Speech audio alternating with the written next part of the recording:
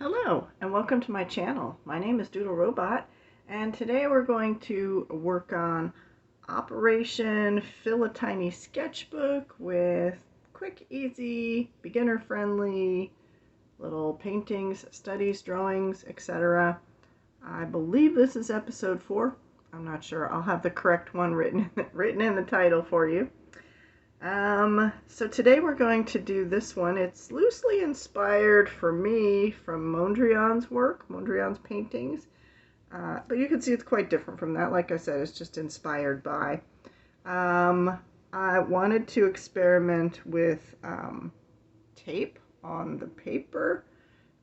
So tape, and we used stencils, and we used acrylic paint and paint pens, and this is different tape. I started out with blue tape, but what you'll see in this episode is a comedy of errors. I mean, it turned out okay in the end, but if this were a drinking game and you took a drink at every, what we call it, medium malfunction. If we were in theater, we would call it wardrobe malfunction, so I guess we're going to call this like medium malfunction. You'll be quite toasted at the end. So I'll let you keep track of that, and we'll come back and we'll talk about it at the end. We'll see you there.